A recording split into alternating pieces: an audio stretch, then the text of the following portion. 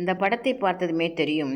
கொலு நவராத்திரி புரட்டாசி மாதம் வந்துவிட்டாலே வீட்டிற்கு பெண்களுக்கெல்லாம் ஒரே ஆவல், நல்லபடியாக நடத்த வேண்டும் என்ற கவலை வேறு. வீட்டிலே பொம்மைகள் எல்லாம் அழகாக பாதுகாப்பாக பொட்டிகளிலோ அல்லது பீரோக்குள்ளே வைத்திருப்போம். அந்த பொம்மைகள்லாம் எடுத்து வைத்து வெளியிலே வைத்து தூசி துடைத்து வைத்து அழகாக படிகளை கட்டி அந்த 3, 5, 7, 9 படிகளை கட்டி அவற்றில் இந்த முறைப்படி அந்த பொம்மைகள் எல்லாம் அடுக்கி வைத்து வேலைதான். ஆனால் என்ன மகிழ்ச்சி இருக்கின்றதே. இந்த படி இப்போதெல்லாம் படியை கட்டுவதில்லை, நிறைய ரெடிமேடாக படிகள்லாம் வாங்கிக் கொள்கிறார்கள். ஆனால் எங்கள் வீட்டில் இன்று கூட படி தான் கட்டிக்கொள்கின்றோம். வீட்டில் மரச்சாமான்லாம் எடுத்து வைத்துக்கொண்டு மேஜை எல்லாம் எடுத்து வைத்துக்கொண்டு படி கட்டி விடுவோம், அழகாக கட்டி விடுவோம்.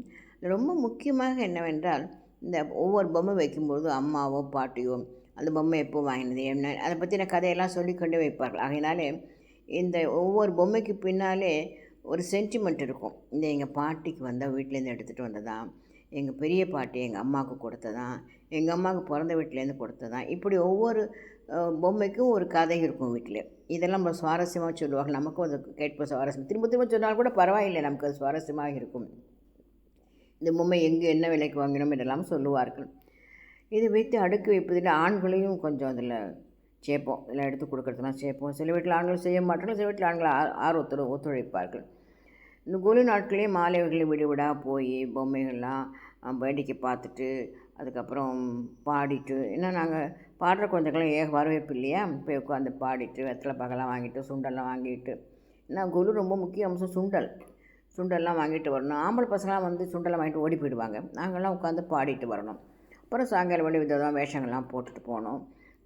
எல்லா வீட்லையும் வரவேற்பு எங்களுக்கெல்லாம். எல்லா நாளும் எல்லா வீட்டுக்கு போகணும்னு சொன்னோம் இல்லையா, அதில் ஒரு சந்தோஷம் இருக்கும். கும்பலாக சில ஒரு சந்தோஷம் இருக்கும்.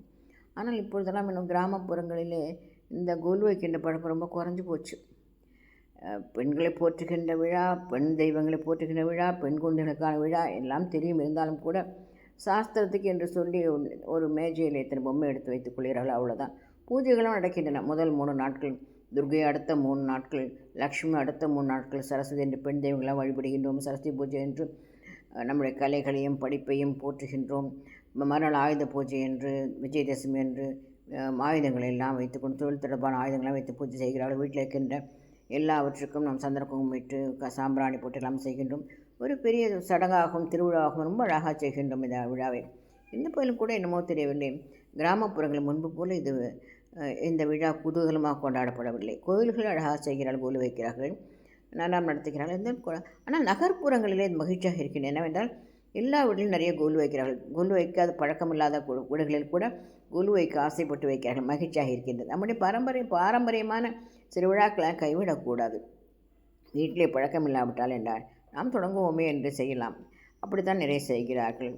அழகாக விதவிதமாக தீமாட்டிக்கு என்றெல்லாம் சொல்லி விதவிதமாக குழுவெல்லாம் வைக்கிறார்கள். நகர்ப்புறங்களை நன்றாகத்தான் செய்கிறார்கள். ஏனோ தெரியவில்லை, கிராமப்புறங்களே வெட்டலாம் குறைந்து கொண்டே வருகின்றது.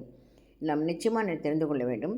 நம்முடைய தெய்வ வழிபாடு இருக்கின்றது, பெண் குழந்தைகளை போற்றுகின்ற மகிழ்ச்சி இருக்கின்றது. இதுக்கு பின்னால் கொலு பொம்மைகள் செய்கின்ற கலைஞர்களுடைய வாழ்வாதாரம் இருக்கின்றது, அவருடைய கலை நயம் இருக்கின்றது.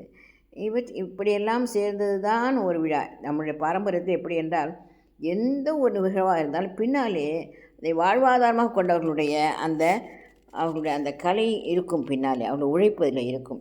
ஆகவே இந்த கொலு வைப்பதிலே இவ்வளவும் இருக்கின்றன. தெய்வங்களை போற்றுவது இருக்கிறது, குழந்தைகளுடைய மகிழ்ச்சி இருக்கிறது, பொம்மைகள் அழகான கலைநயமிக்க பொம்மைகள் அடுக்குவது இருக்கிறது. இந்த பொம்மைகளை சில கலைஞர்களுடைய வாழ்வாதாரம் இருக்கின்றது. ஆகவே எல்லாம் இணைந்த இந்த விழா அதை குறைக்கக்கூடாது. இதை பழையபடி எல்லோரும் கொண்டாட வேண்டும் என்று தோன்றுகிறது. செய்கிறார்கள், நான் சொன்னது போல் நகர்ப்புறங்களை ரொம்ப அழகாக செய்கிறார்கள். இன்னமும் தெரியல, கிராமப்புறங்களிலே இவற்றையெல்லாம் கொஞ்சம் முன்பு போல் இல்லை என்று தோன்றுகிறது. எல்லோருமே எல்லா கிராமங்களிலும் பேசிக்கொள்கிறோம். நம்ம எவ்வளோ வீட்டில் வச்சுருப்போம், இப்போல்லாம் இல்லை கொஞ்சம் பேர் தான் செய்கிறாங்கல்ல என்றெல்லாம் பேசிக்கொள்கிறோம்.